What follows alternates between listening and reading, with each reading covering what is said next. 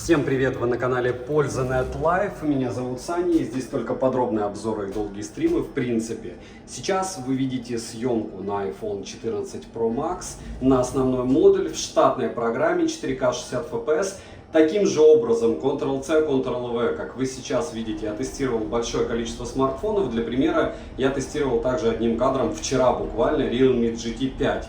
До этого OnePlus Ace 2 Pro и еще не один десяток смартфонов. На лайв-канале вы можете посмотреть, как все это выглядело. Как вы видите, стабилизатора здесь нет, то есть это просто штатив. Программа штатная и никаким образом никаких склеек, разумеется, не будет. Я этот файл просто выгружаю на YouTube.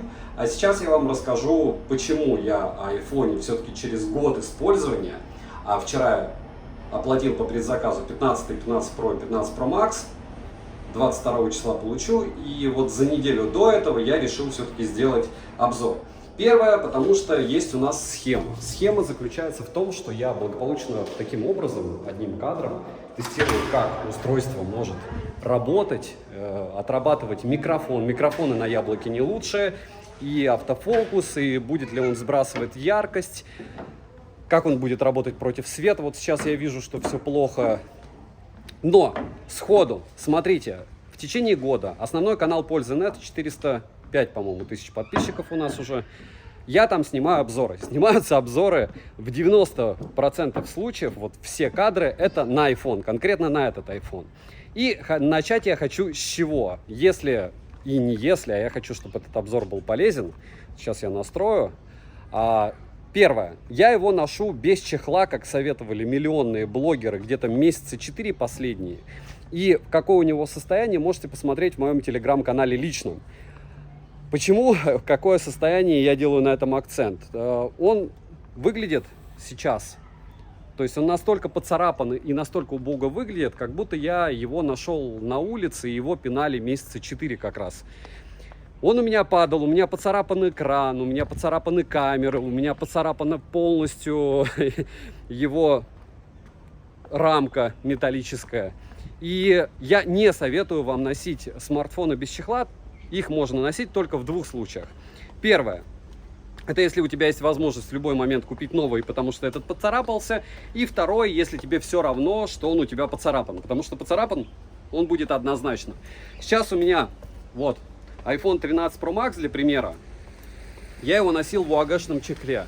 Он чуть-чуть поцарапался экран, у него чуть-чуть поцарапался экран, но камеры у него не поцарапаны, внешне он выглядит классно. И в отличие от 14 Pro Max, почему я еще делаю этот ролик, кстати, не забудьте подписаться на канал, на телеграм-канал скидок взаимопомощи, ему личный телеграм-канал, если хотите, чтобы подобное продолжалось. А я думаю, все равно это интересно, когда человек в одних и тех же условиях гоняет вам основную камеру у любого смартфона. Ну, большинства. Я стараюсь все покупать из А-эшелона. Так вот, чем все-таки примечателен этот смартфон сегодня для меня? Первое. Я его заряжаю несколько раз на дню. То есть я его использую как камеру. И поэтому, плюс не выползаю из него. Плюс я его использую на максимальной яркости. Я его заряжаю 3-4 раза в день. Кто-то, кто не пользуется смартфоном как камерой, заряжает его раз в день, и этого хватает. 13 Pro Max я реально заряжал реже, по ощущениям, хотя я на него тоже снимал. Если говорить о каких-то фишках, вы и так знаете, что у него есть защита от влаги. Но вы уже запомнили, да, царапается он на ура. Лучше носить в чехле. И, единственное, я против защитных пленок, потому что все-таки тактильно ты не оценишь экран, если ты будешь использовать с пленкой. Минимально, кстати, вы же помните, да, что яблоко минимально теряет в стоимости со временем. И фактически я его в рублевом эквиваленте из-за роста курса доллара могу сейчас продать дороже, чем я его покупал. Но продавать я его не буду, как и 13 Pro Max, потому что нам же нужны сравнения. Так вот, поступательно, если говорить о зарядке, я уже сказал, заряжать его надо несколько раз, беспроводная зарядка есть, все это очень медленно, зарядка через Lightning есть. Как я скидываю эти файлы? Разумеется, у меня гигабитный интернет и Wi-Fi, и только так, потому что через Lightning я бы очумел.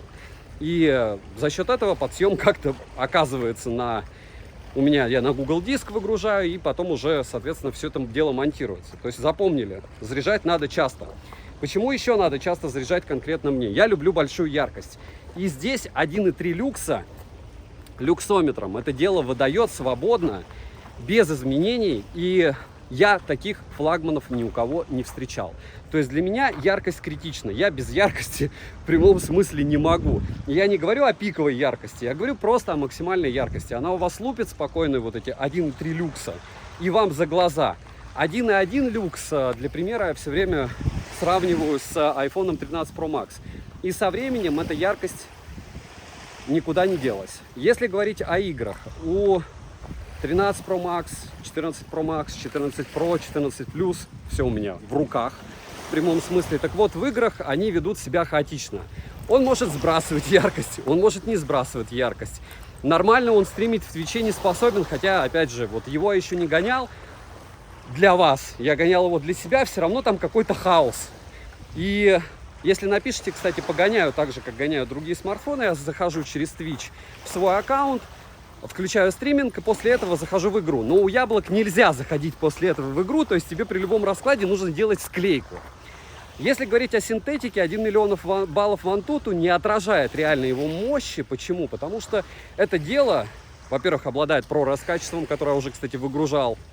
Это прям мега круто, но ее YouTube сжимает, этот ProRes, в 100 раз. То есть сейчас я не в максималке все-таки, 4К 60 FPS, обычный файл. Вот, второй момент, у него есть киноэффект. Киноэффект — это штука, которой пользуется, наверное, 99% блогеров, которые снимают. То есть есть у меня Sony FX3, сколько она там, за 700 штук, я ей не пользуюсь. Она мне нужна для подсъемок, чтобы показать, что у меня есть камера, ну или сколько она там, 500 сейчас. Вот, ну плюс оптика, разумеется. Если говорить о... То есть все берут просто яблоко и благополучным образом снимают в киноэффекте. Мы запомнили, если вам надо это дело все часто и много и упорно использовать, лучшего экрана не найти. Сенсорный отклик великолепный. Насчет подвисания они были. И в телеге были подвисания. Я говорю, вчера, 5 минут назад, я приходил к этой мысли, почему я все-таки делаю ролик. Вчера это дело на зарядке у меня потухло. То есть у меня потух экран. А так как он у меня падает, наверное, раз в 2 дня, притом жестко на какой-нибудь кафель, я подумал, что все, не дожил неделю смартфон. Но я сделал сброс, и теперь могу официально заявить, что один раз за год все-таки это дело у меня при, получается, зарядке крякнулось. Хорошо, что получилось сбросить. Сбросил я со 2-го раза. Правильно пишут в форумах, что иногда надо по 80 раз это делать. Я уверен, что так оно и есть. То есть вверх-вниз и потом power 10-15 секунд. Вверх-вниз и потом power 10-15 секунд. Вот сейчас вы, кстати, увидите, как против солнца он снимает. Повторяюсь, если брать среднюю температуру по больнице, то есть вот сейчас вы видите вот эту вот картинку, я не знаю, как ее отработает YouTube. Я знаю, что из всего того, что я старался использовать для съемки, лучшего девайса для съемки предметов однозначно нет. Ну и то, что я вижу у шортсов, что народ не снимает. Монтаж волшебно, быстро, просто. Если еще и есть у тебя, допустим, у меня iPad есть на M1, правда. Ты скидываешь, режешь там что хочешь. То же самое с ноутбуками. И с точки зрения практичности нельзя сравнивать. Вот сейчас мне скажут, что Саня, ты купил там Max на 512 гигабайт, за сколько он мне? Я делал шортс, по-моему, 158 тысяч, что ли. Ну а где аналог? То есть, окей, я куплю Sony за 100, я уверен, что он хуже снимает. То есть, что мне купить, чтобы оно снимало лучше, чем iPhone? Я покупал Vivo X90 Pro, X90 Pro Plus, вообще все, 11s iPushный. По-моему, проще сказать, что я не покупал. Я не покупал только Соньки. Я даже ZTE мракобесные и те покупал. То есть, ну, правда, ZTE чего? Он 70 штук стоит, этот 150. И если рассуждать по поводу довольно элементарных вещей, что есть аналог, нет аналога. Все. Зарядка медленная, разряжается быстро. В играх ведет себя хаотично, не скажу, что это идеальный смарт. И сбрасывает яркости, когда как. Вот, так же, как в плюсовой версии. Я вообще не понимаю, что он делает с этими играми.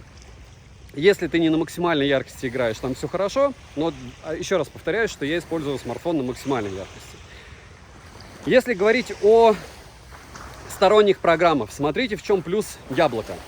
Прямым текстом. Я покупаю наушники, я покупаю часы, умные наушники. там, не знаю, любая бытовая техника. Это все в 90 случаях процентов, если это китайское, оно не работает с андроидом. То есть они допиливают программу под Android. То есть даже утрированно, я там покупаю себе Xiaomi-шную колонку за 18 штук. Пытаюсь подключить к андроиду никак. Пытаюсь подключить к яблоку, подключаю. Почему? Потому что в Китае также бешеное количество айфонов. Кстати, вчера в очереди, наверное, половина было китайцев, 10% русских за предзаказом яблок.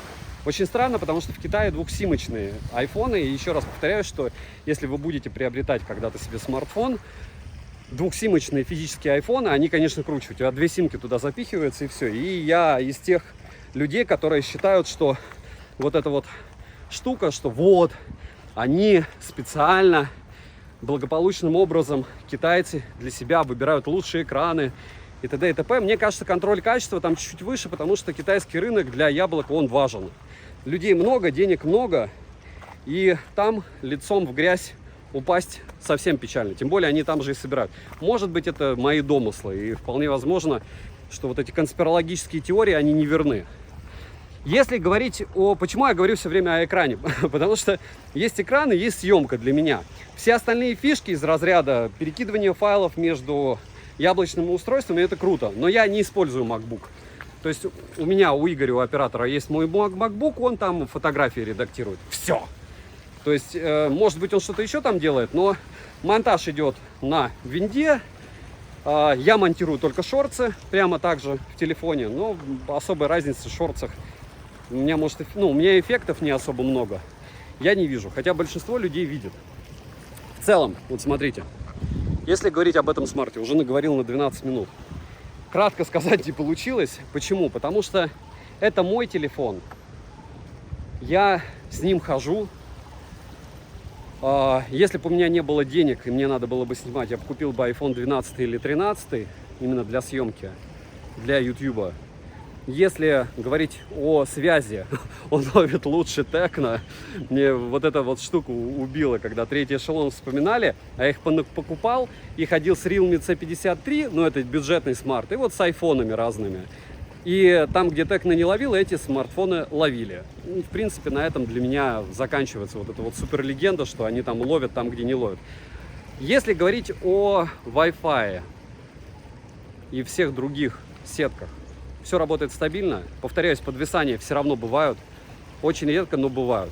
Ощущения тактильные просто супер. В карманах, ну, помещается у вас этот смарт GT5, и этот поместится, никуда он не денется.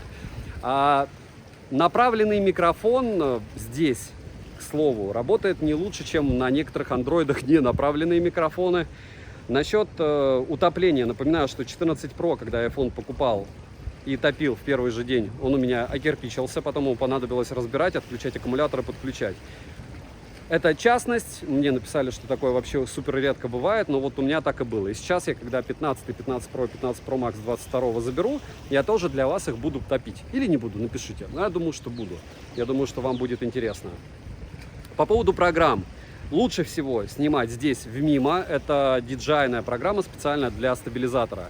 То есть я в основном снимаю в ней. Но для чистоты экспериментов сейчас снимаю в стоковой его родной программе камера. На последней прошивке.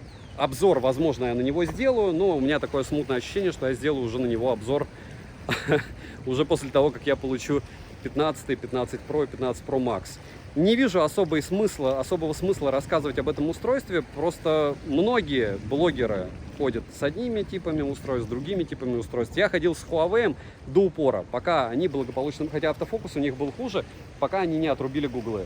То есть в моем понимании, если тебе не нужны гуглы вообще, то окей. Если тебе хочется постоянно испытывать эту боль, а здесь вот так надо настроить, а здесь вот так, то окей.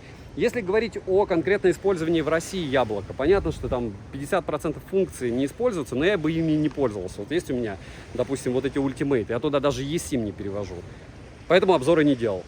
Вот, если говорить о каких-то фишках из разряда конкретно у яблока SOS вот этого режима и всего остального, если вы не в России, да, это можно. VIO, LTE, VIO Wi-Fi в России не работает, Apple Pay не работает, то есть надо оплачивать QR-кодом. Банковские программы при желании можно запилить, но все это через боль. То есть ты отдаешь просто безумные деньги, какие-то безумные, за то, чтобы ходить с яблоком. Лучше смартфоны, я не знаю. Вы можете написать мне, где лучший экран, сенсорный отклик, по вашему мнению, если вы все использовали, где быстрее передача между собственными устройствами, потому что у меня у Huawei, допустим, медленнее показалось крупные файлы. Следующий момент. Если у вас был опыт использования, что вас бесило в яблоке и почему вы перешли на Android, и на какой Android вы перешли. Я примерно догадываюсь, что это будут какие-нибудь там Vivo X90 Pro Plus, которые довольно дешевые, и реально ты можешь купить, допустим, Oppo Find X6 Pro дешевле, чем iPhone 15. Но iPhone 15 будет примерно как 14, не хуже. А 14 снимал лучше, чем Oppo Find X6 Pro. И не фото, видео. Средняя температура по больнице в плане автофокуса, цветов, работы с цветом, светом и всем остальным. И все, что я хотел, я вам сказал. Надеюсь, что это было кому-то полезно. Напишите в комментах, делать ли обзор все-таки на этот девайс. По-моему, на 13 Pro Max у меня тоже обзора не было. Смысла особого я не вижу, с одной стороны. С другой стороны, мне вот хочется. Потому что я в первую очередь покупатель. Я напоминаю, что все, там, 95% вещей покупаю, потом продаю. В процессе вам рассказываю. Чем-то пользуюсь годами, о чем вообще не рассказываю, чем-то не пользуюсь практически, там неделю мне хватает, какой-нибудь дешман. Это как вот с этими китайскими смартами, но если он может заблокироваться, смысл в нем копаться и искать причины, зачем его купить, когда и так понятно, почему его не стоит покупать. Будет глобалка, я с ней там похожу 3 недели. Здесь там 10 дней хватит за глаза и за уши. Девайсу от меня однозначное, бесконечное нет, если вы на территории Российской Федерации, у вас не широкий карман, потому что, повторяюсь, моя позиция, если у вас нет зарплаты в равной стоимости девайсу, нечего на него смотреть. Добра и удачи вам, дорогие друзья!